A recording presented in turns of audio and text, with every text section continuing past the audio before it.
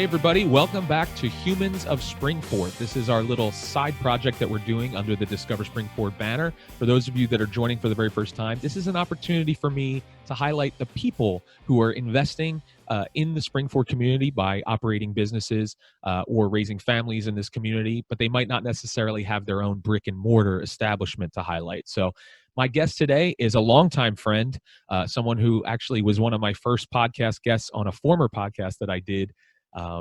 He is, as I call him, a Renaissance man, Mr. George Bruno. So, George, thanks for coming on to Humans of Springford today. I appreciate it. Yeah, man, it's a pleasure.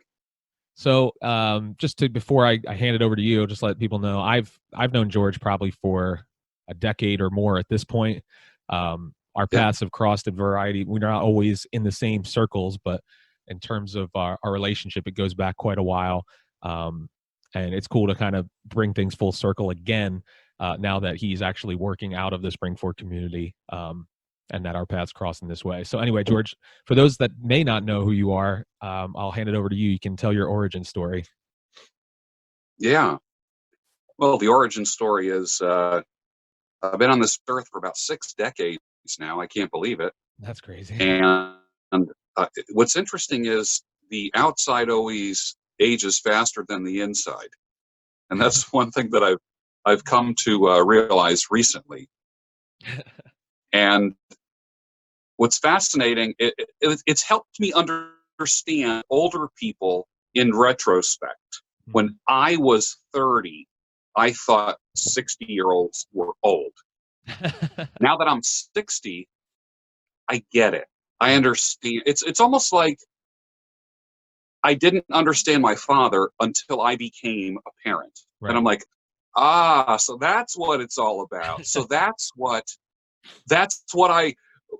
what's the that universal parent answer? Oh, because I said so. Yeah, right. You know? Like, why can't I have that second piece of pie? Because I said so. Yeah. But that's not a reason, Dad. Well, that's a good enough reason, Yeah, right. for me. So I think what happened is, as I've gotten older, I've watched the outside turn gray, but the inside hasn't turned gray. Right. Yeah. And it's been a fun trip. Background story: I was a psychotherapist for over 2 decades. I taught in 5 colleges. I cut hair part-time to work my way through school. I left the therapeutic world and went into cutting hair full-time. I come from the family that says always have something you can do with your hands. Yeah. Even if you are an academic, you can get your doctorate degree, but you better be a carpenter or a plumber or a barber. Have some. My grandfather would say this, and it was funny. He said it with his hands. Yeah, always have something you can do with your hands. You can't make a statement like that with your hands in your pockets. That's exactly right. So he said that, and I'll tell you what, through all of the economies that I've lived through, my trade, because I have a trade and a profession, my trade has served me extremely well. And I will never starve. My family will never be hungry. I will always have a roof over my head. And I know that's setting the bar pretty low. But as far as being able to provide, trades are wonderful. Yeah. They do wear you out. If you can't think of a way to make a living with your brain and only with your hands, your body will wear out. I can't stand for 12 hours a day and cut hair nonstop the way that I used to. Mm-hmm. So you have to use your head and not your hands or your body as much. Right. And that's been an interesting transition. So you go from practitioner to teacher as you get older. That's kind of like the natural progression. And if you play your cards right, you become the Gandalf of your industry, someone who is sought out, someone who is kind of like wizardly, someone who has wisdom, someone who just doesn't sit, like young teachers just tell you what to do. Older teachers say, I have a story for you. Yeah. And they tell you a story of why X is the way to do it and Y is not the way to do it. and Z, completely avoid. Yeah. Whereas the young teachers will just say, do this, don't do that. There's something about the wisdom of an older person. And now that I'm older, honestly, I do a double take in the mirror, because there was a time when I had black hair and a black beard. And I do a double take in the mirror and I say, who's that old man? And I'm like, wow, that's me. So, but I have dabbled in a lot of areas, doing voiceover work, doing acting work, commercial work, hosting work. I did all that part-time while I was in my therapeutic career, because that was something, the whole dramatic and stage and theater and plays and all that stuff, which you know quite a bit about, that was in my background. And what happens is, when you realize that you're not going to be found, you just start really enjoying it more. And it's a hobby that you enjoy, and a hobby. When I stopped thinking that I was going to be found, I actually started enjoying voiceover and acting. And then it actually started at least paying for itself. Rather than being a liability, it became an asset, or at least a break-even point. And I had more joy, and my smile was more genuine when I would go on set. I just did a commercial for Blue Cross Blue Shield about 6 weeks ago. Okay.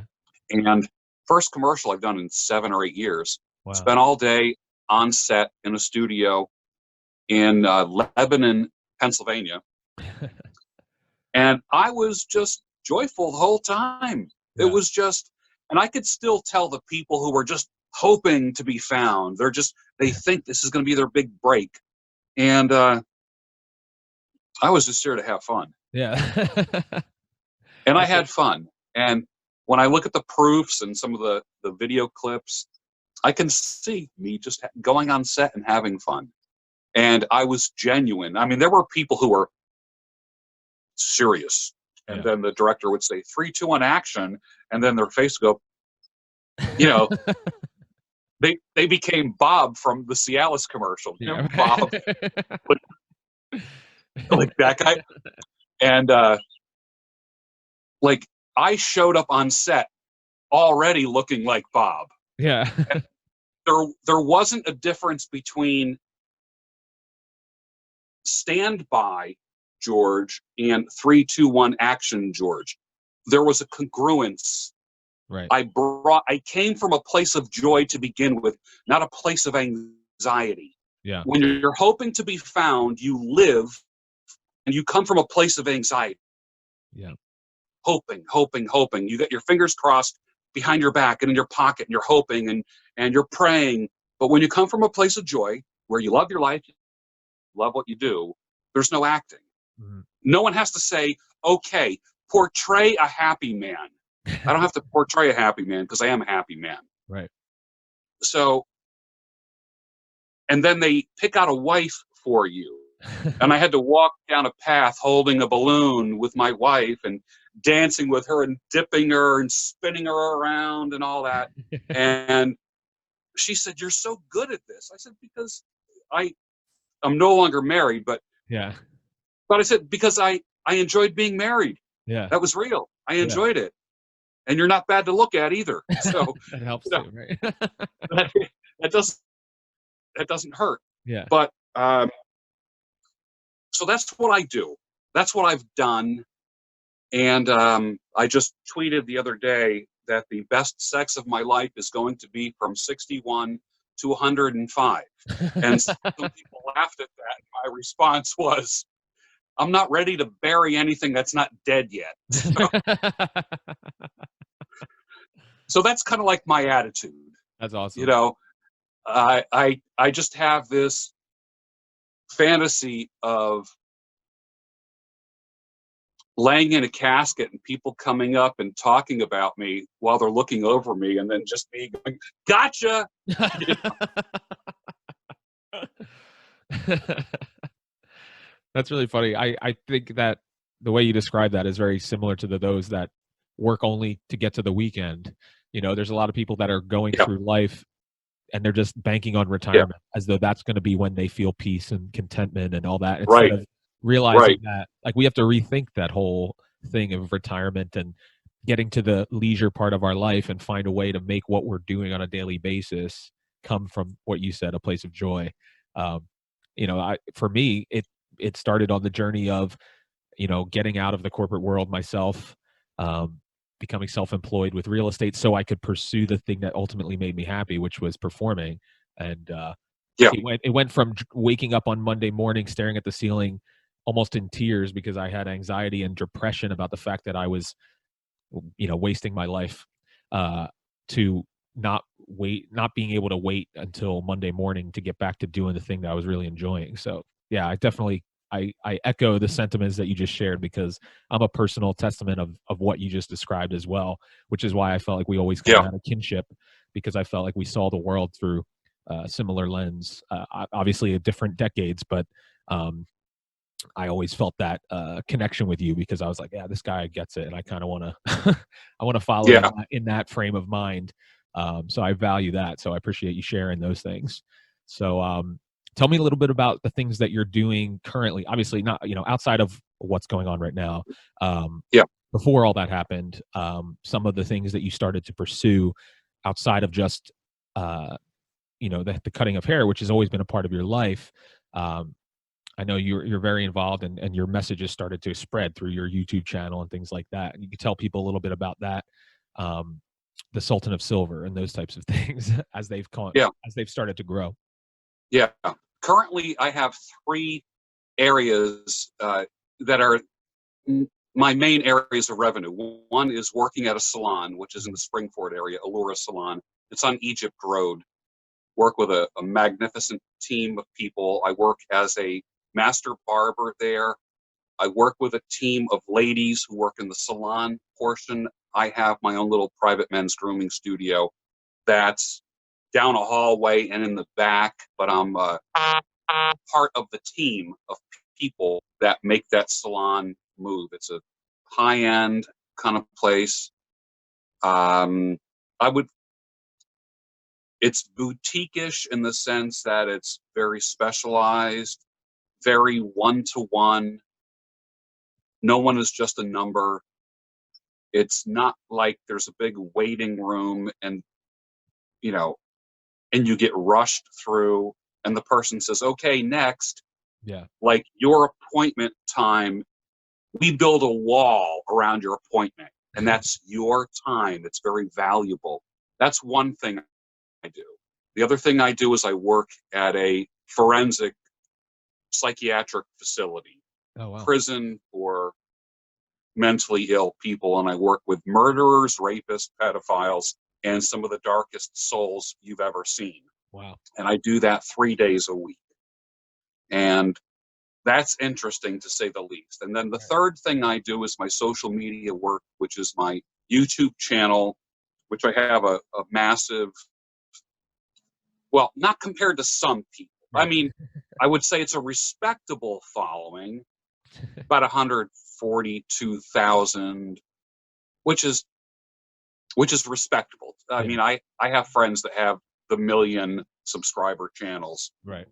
So that's why I say mine's respectable, but not massive. So I have that, and it leads to speaking engagements all over the world, including Europe, Canada, South America, everywhere else. And a following, an international following that includes almost every country in the world. And uh, now the gentleman, I'm outside right now, so the gentleman Oh, has okay. decided to start mowing his lawn. So hold on one second. Let me No close problem. the door here. Okay, no problem.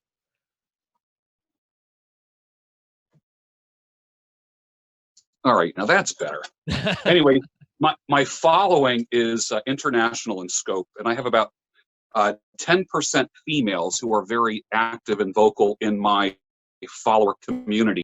And my podcasts are seen and heard all over the world. Yeah. They're and I cover such a wide range of topics, from masculinity to femininity to divorce, starting over, cutting hair, owning a business, operating a business during this crazy time, that kind of thing. Right. So, and I would say that each of those three things is about equal as far as revenue and time. The social media is starting to bypass the others as far as revenue and actually my interest. So I find myself wanting to cut hair less. I'll never stop it though, because my dad is 85. Yeah. He cuts hair every day. Oh my goodness. Yeah. I'll probably just reduce my time doing that. As far as working at the forensic facility, it's a weird job, because I'm working with like if I just took a random poll and said, who are the worst people on earth? Right. Like everyone I work with would be on that list. Yeah, right. That is strange. And yeah, and no one ever seeks to work with them, because they don't deserve it. And I'm not tooting my horn in any way, because it's transforming me while Right. I'm there. But for me to treat someone with compassion who killed 5 people, and for me to treat them with compassion and to shake their hand, is so against my nature, because I want to cut their throat Right. for what they did. I want to kill them. I mean, really, it brings the murderer out of me. Right. And I've gotten to the point where I don't want to know what someone did to get themselves incarcerated. I don't want to know it, because it affects my attitude towards them. And you find that if you're working with somebody who's they're just grumbly and angry and volatile, and they look like anything can set them off one week, and then the next week, let's just say on the anger and volatility scale, they're at a 10. But the next week, they're at a 9. What I've noticed is I've said to them, you're doing better this week, aren't you? And all of a sudden, a smile comes to us. This is a killer. I'm talking someone who killed 5 people. All of a sudden, he smiles and says, yeah, I'm doing better. Wow. I said, all right, keep up the good work, man. And all of a sudden, I am that person's best friend, because the guards, they're not there to give compassion. They're there just to herd the cattle, lock them, unlock them, herd them, take them out, whatever. My job is different than the guards. So for me, it's so antithetical for me to want to even give a little bit of compassion to people like that, which I think is Christ-like. And I've never done anything so Christ-like in my life. Yeah. And I'm 60 years old. I've done a lot of ministries. I've worked in soup kitchens, food pantries. I've done so much ministry. But to work with people who truly do not deserve it is transformative, because it's a mirror that I'm looking at, because I don't deserve it. Yeah. And God's grace has allowed me to exist. Yeah. And I mean, I deserve to get backhanded out of the universe at any given moment, but because God is forgiving and graceful. So it's helped me become more Christ-like, whether I like it or not. And I think I've been appointed. Someone said, I was telling someone the other day, because there are some job openings, and the benefits are the benefits are Pennsylvania state benefits, which are the best of the best. Right. And it's interesting. They said to me, "How did you get hired there?" Because they think they want to work there. Yeah. And I said, "I didn't get hired. I got appointed." Oh, that's cool. And I honestly believe it's divine appointment that I'm there. Yeah. I can't explain why, but there's nothing great about the job. There's nothing admirable about who I'm working with. I got to wash myself before I leave the facility. I wash myself as soon as I walk in the door at home. And it's strangely transformative. I've actually had the guards say to me, "Why would you ever shake their hand?" And And I'm like, you're right. Yeah. Why would I? But I've worked with people that are down and out, but the down and out are not what I would call undeserving. I'm working with undeserving. Right. And I just encourage everyone, even to volunteer at a prison, just to expose yourself to truly undeserving people. And if you come away from, if you're like, I'm a Christian person. Yeah. If you're a Christian person and you work with undeserving people and you come away with anything except that I am also undeserving, then you completely miss the boat. That's right. On, Yeah. It's like, I can't explain it, but the undeservingness in my own life is amplified when I work with those who are socially undeserving. Yeah. Like you Weird. said, It's weird. it's a mirror, because you see, I mean, we are all struggling of the disease of humanity in a way. You know what I mean? Like we all have that, whether we want to admit it or not, there is something in us that, if fed and if enticed, will lead down a path that we would, in our right minds, say we would never do something like that. There's obviously there are psychoses and all that kind of stuff, and you would know more about that than me, but ultimately there's something in each of us that, if entertained, and if that makes us not very much different than those who are acting on those urges or acting on those compulsions. So I feel like that is highlighted when you see it. As much as I'm very much the same way. I have that, like my wife always says, like, I have that righteous indignation, and it's always like right at the surface. Like, give me a reason to stand up for those that are being abused, and I will do it. Like I often joke that the rage is there below the surface, just waiting for someone to justify its use, which is not always a healthy place to be, but it's almost like that weird thing where you're like, I hope someone crosses me so I have an excuse to get out this, this rage, in a healthy way. Like I've always kind of, struggled with that, because I'm like, I will never be the instigator, but I will be the defender, and it will be retribution. I can't forget. There was a young boy.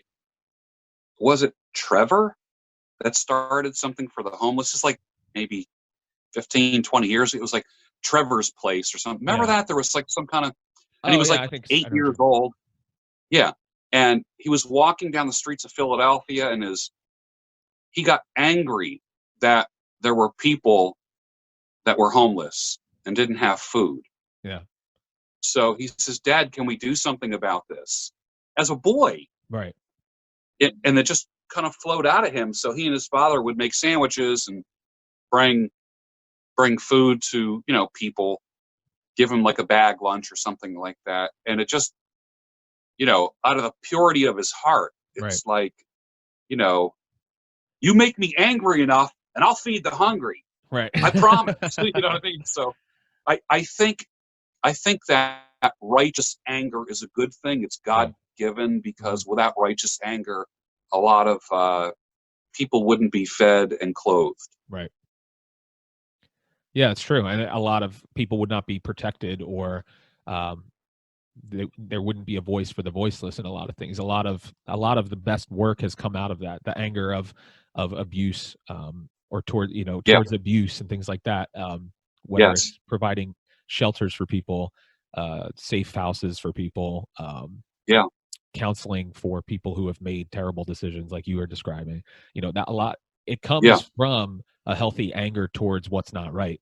And a desire to make things right. So definitely, this is a great reminder for me, especially because I can sometimes, I feel like I need a productive outlet for this anger. Like, what can I do? So my answer is, all right, I'm gonna, whether it's a specific issue or something like that, I'm gonna find everything I can out about that thing and find ways to educate or whatever. I kind of defer to that. Like, I'm gonna get as much information out for people, as I can. And maybe it's productive, maybe it's not. But for me, at least mentally speaking, it's like, oh, okay, I feel like I scratched that itch, like this bothered me. So I need to now find out everything about it so that I can sleep at night and figure out what is being done, what can be done, and how I can be a part of it. So yeah, that's interesting. Yes. It's an interesting point of the conversation that we found ourselves in, I think, especially considering our current Yeah. climate Yeah. and stuff.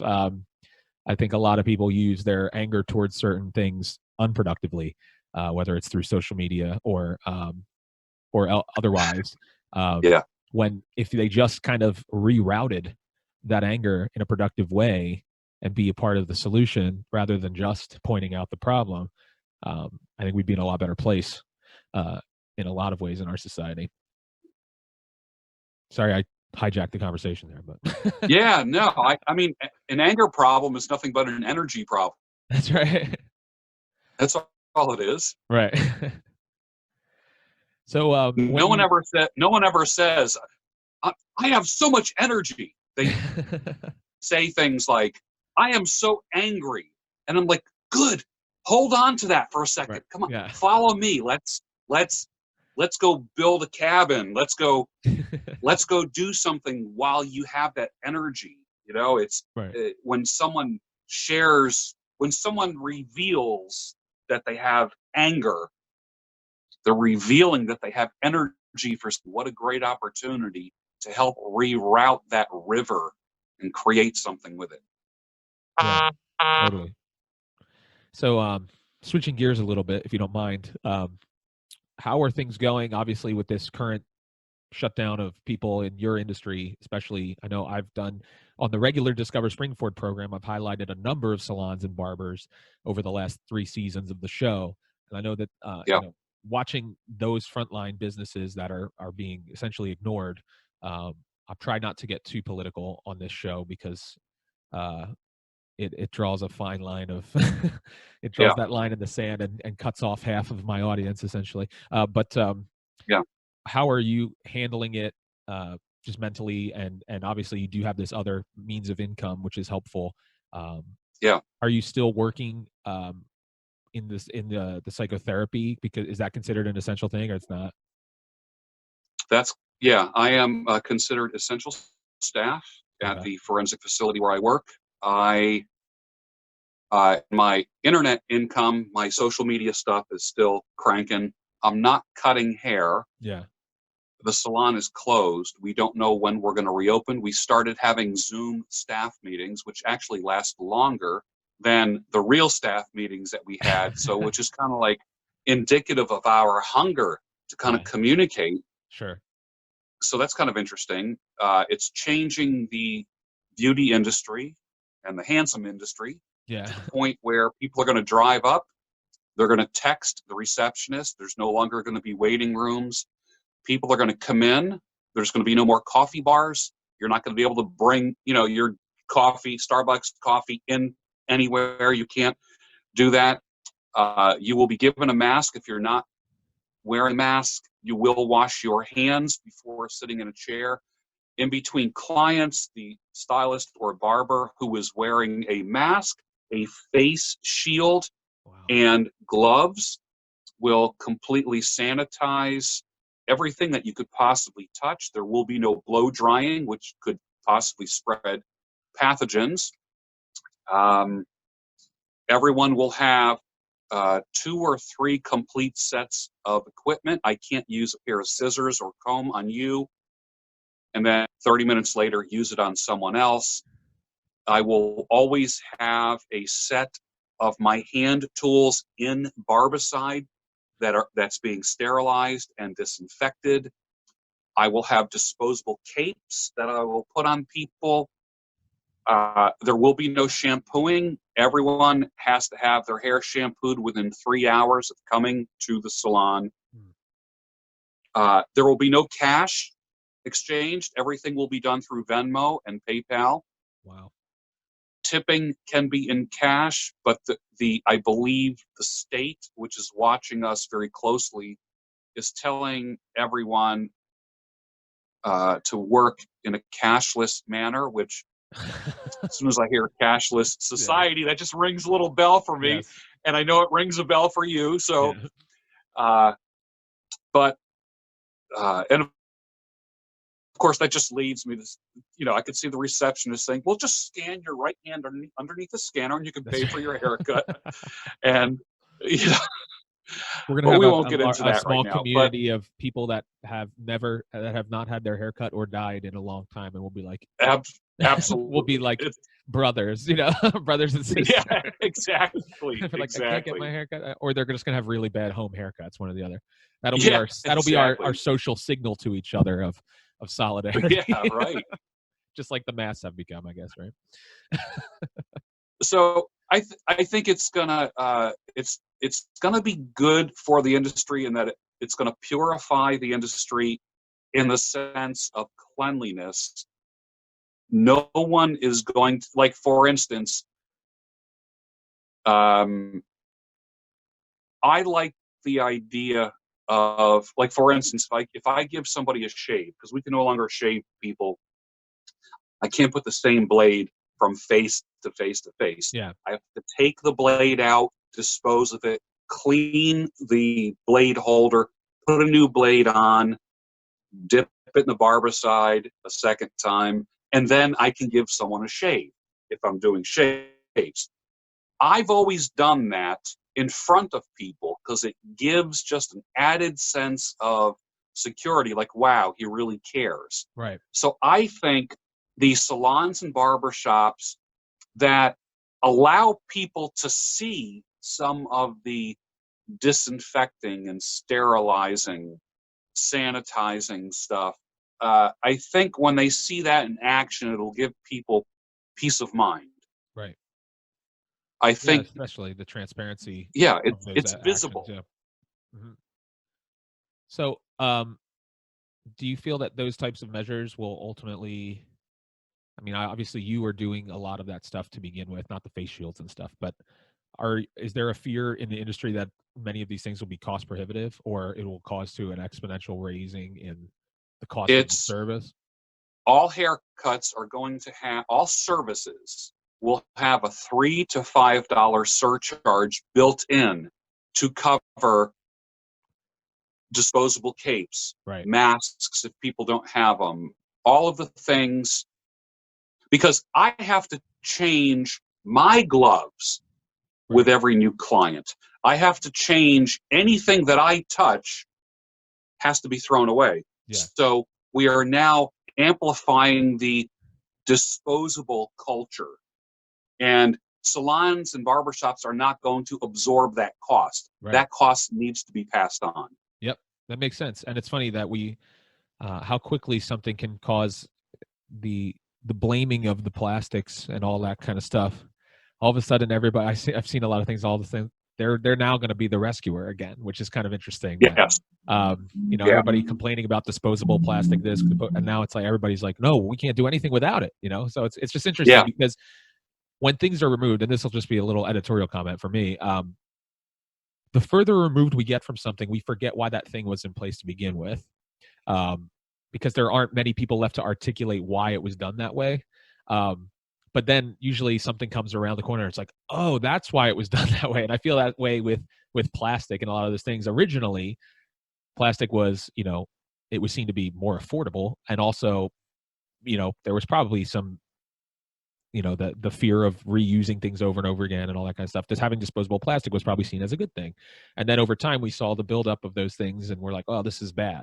But now we're starting to see a reason why there is a benefit to those things. So it's just interesting how things come around cyclically in a lot of industries, and I'm definitely a disruptor. I'm definitely someone who likes to innovate. And every time I've had a job, I've tried to find the inefficiencies and expose them. And my motto has always been, if there's no one left who can articulate the reason why something is done a certain way, then maybe it's time to revisit that thing and find a better way to do it. Because usually people just say, well, we've always done it that way. And that's not a great reason for things. So the fact that a lot of these businesses are being proactive in finding new ways so that they can reopen safely. And people pay more for convenience. And now they're gonna, they're gonna be willing to pay a little bit more of a premium for the peace of mind as well. or at least I think they should be, so that Yeah. we can start to resume activity in some sense of normalcy. My mode has always been get a haircut and then don't get a haircut for months and just say you're growing your hair out. It's just a kind of Yeah. that's how I've always operated. But I know a lot of people, they do that every 3 weeks, man. They're in the chair, and but in order for us to do that, then there's going to be we're going to have to share the load and mutually come together to do that, which may include paying a little bit more for those services, unfortunately, but that's just the way of the world. It's we need to be willing to pass those costs appropriately among everybody if we want to get back to some sense of normalcy. Even though I have my own personal views on all of this stuff that's going on, I do understand and respect the amount of work and labor that's going to take to get us to where we need to be again. And my personal views aren't going to change that. So it's one thing to have my views about the issue, and it's another to how I'm going to operate in society for those that I love and respect around me. So anyway, that was my little Yeah. Well, I'm a conspiracy theorist right from the get, and I've had to come to grips with, does communicating my conspiracy bent bring calm and sanity to people, or does it bring anxiety to them? Right. And sometimes I think it's a more compassionate move to just not talk about those things, even though I do believe I do have some pretty far out beliefs about certain things that are going on. It doesn't always make for a peaceful home. It doesn't make for peaceful friendships.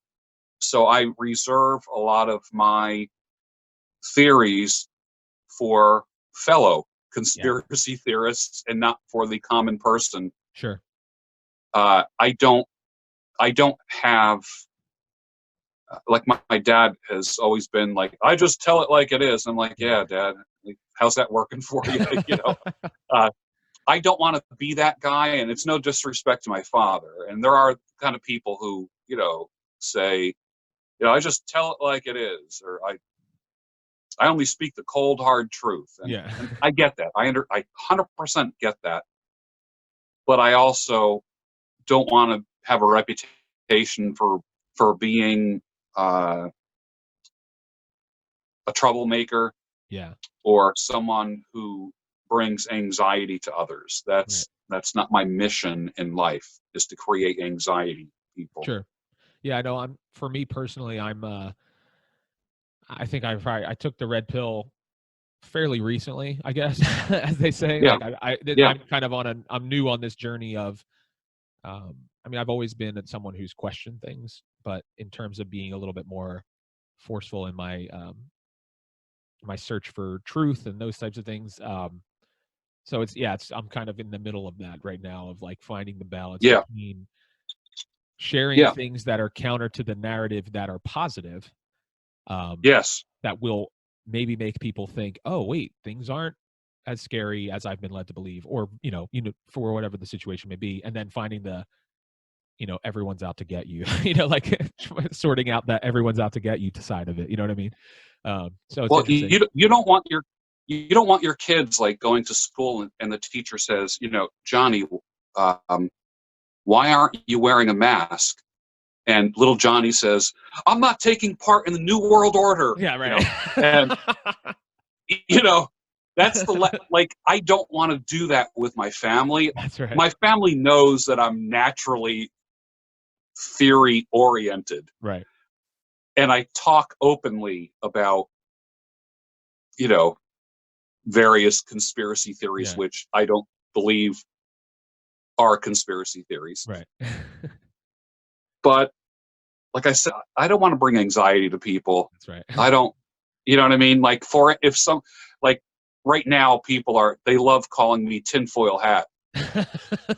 And to me, what you do is, man, I just do a little jujitsu on that. I'm like, thank you. Like, thank you.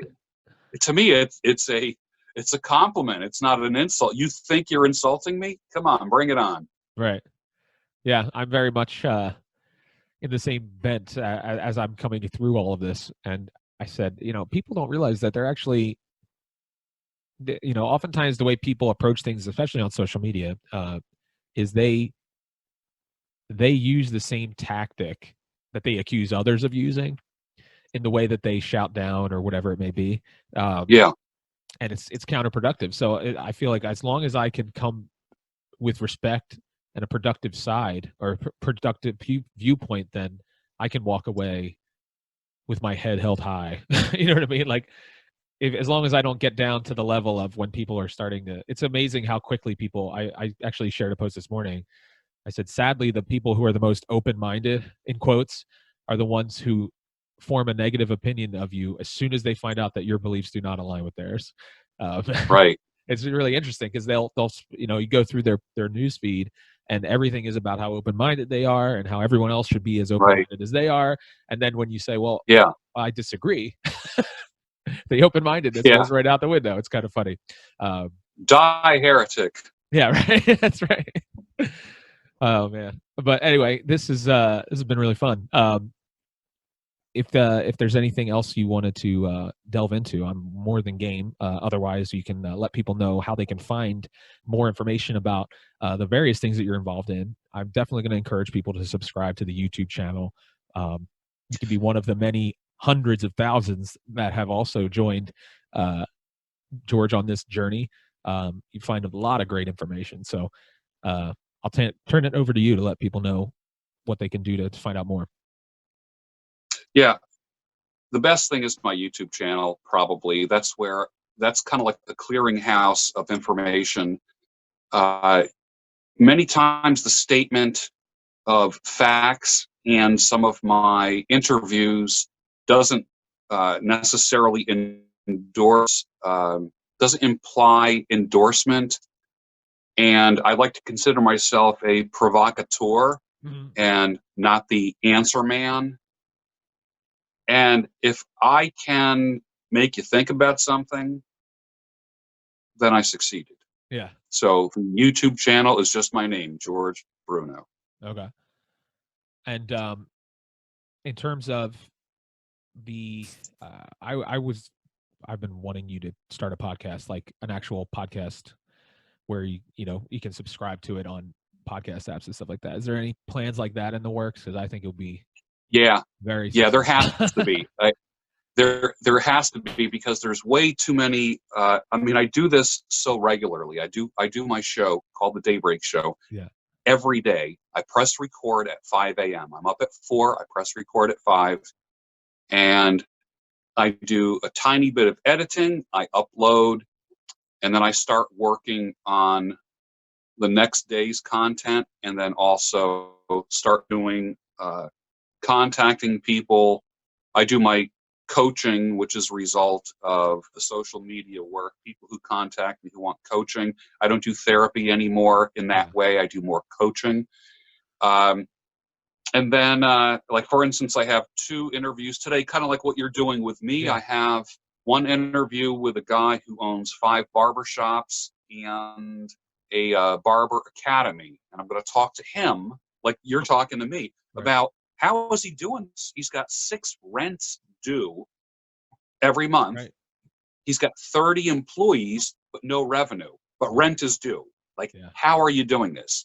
That's one guy that I'm interviewing today, and that'll be on the channel. That interview will be on the channel on Saturday. And then the second guy, I made a comment the other day on my show about when 2 people get married, the 2 become 1. But when when a couple gets divorced, the 1 become 2. And he wants to talk to me about what he feels God means when he says the 2 shall become 1 flesh. And I think that's going to be fascinating. Wow. The whole concept of 1 flesh, and then after divorce, the tearing, what happens when 1 flesh becomes 2 flesh? And he has a theory of what and I want to explore that with him. It just sounded so fascinating. And why does divorce hurt so much?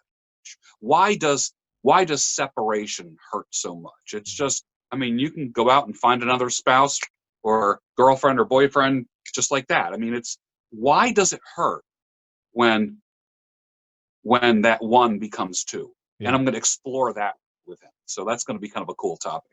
Wow, it's crazy. I mean, just in those two interviews at the polar opposite ends of the spectrum in terms of content, and that is the stuff that you can find over at George Bruno's YouTube channel. And I will encourage, I'm going to keep hounding George to rip that audio and get it out in podcast form as well, so you can subscribe to the podcast, and he'll be the next Joe Rogan.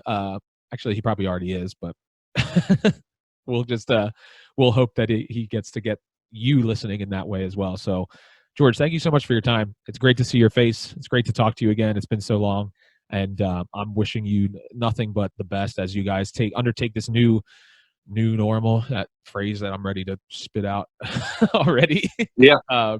But I hope you stay safe in the forensic unit. I hope that you continue to see growth in the social media channels, and specifically, I can't wait till you can get people in the chair again. The chill chair, and just shoot the breeze. It's a one-of-a-kind experience to have your haircut and a shave from George Bruno. I can personally attest to that. And I have a colleague of mine who became a fan of George's. I probably should have mentioned this. A colleague of mine at Sight and Sound was a fan of George's before he even lived in the area. He was like in Oklahoma or Nebraska. And then he got a job at Sight and Sound, found out that George was less than an hour away from him. Yeah, Joe Dignotti. Shout out to Joe Dignotti. He's actually the male lead in Queen Esther, which is on hiatus right now at Sight and Sound. But he can't come to find out. And I met Joe at an audition one time. And what's funny is that when I got to know him and met him, I was like, man, he kind of reminds me of George Bruno. Like, there was something about his demeanor and his soft-spoken manner and his beard and everything. I was like, oh, this is, we're having deep conversations. I just met this guy. Like, that's not common that you have a deep connection with somebody when you just meet them. And then now, lo and behold, I work with him. I've worked with him now for almost 2 years, and he is a client of George's. So it's crazy how all worlds collide, especially in the arts and funny, beard cultures, beard and mustache culture as well. So you're right. But anyway, thank you so much. I wish you luck for the rest of this journey, and have fun with those 2 interviews, because they're definitely going to be branching out into some interesting territory, and I can't wait to see the outcome of those conversations. So thank you. Thank you. And thank you all for listening and watching this episode of Humans of Springford. Be sure to subscribe to the podcast. You can also subscribe to our Facebook Watch channel and our YouTube channel as well by visiting tv.discoverspringford.com. That's where you can find our YouTube channel. And until next time, and until we can get out there in person, I encourage you to get online and discover what makes the Springford area a great place to live, work, eat, and explore.